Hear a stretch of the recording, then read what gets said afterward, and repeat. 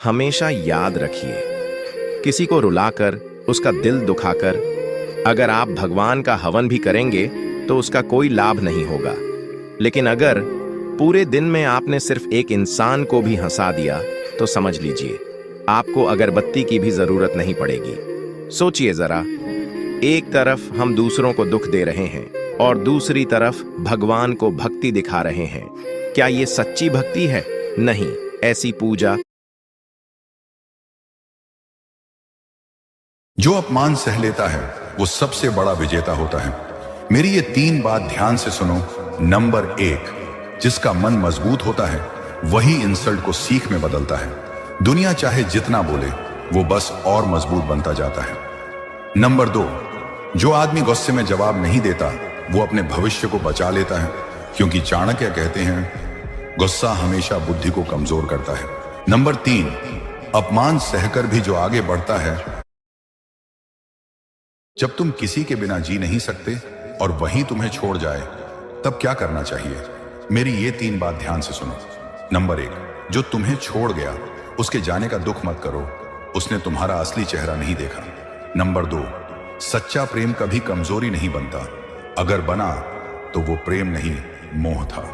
Number 3, जब कोई साथ छोड़े तब खुद को इतना मजबूत बना लो कि लौटने वाला भी सोच में पड़ जाए। मैं वो समझदार हूं जिसे पता है किसने मुझे कितना बेवकूफ बनाया है। उनके लिए क्या रोना जो किसी और के साथ हंस रहे हैं। नफरत करके क्यों बढ़ाते हो अहमियत किसी की?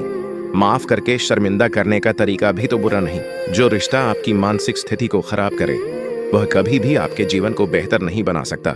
हम आजाद कर देते हैं उस परिंदे को जो हर किसी के साथ उड़ने का शौक रखते हैं। जिसे गिरी हुई हरकत करने की आदत पड़ी हो उसे तुम अपनी अच्छाइयों से भी नहीं बदल सकते। जो लोग जीवन में अच्छे दिनों का इंतजार कर रहे हैं वो ये 3 बातें ध्यान से सुने।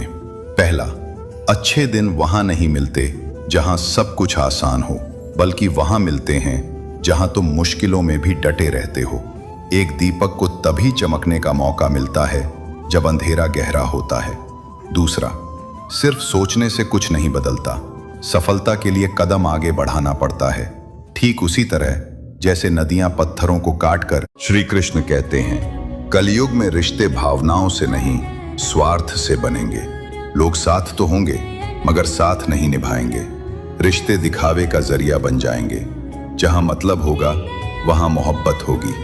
जो जितना झूठ बोलेगा वो उतना अपनापन दिखाएगा, और जो सच्चा होगा उसे ही सबसे ज्यादा ठुकराया जाएगा।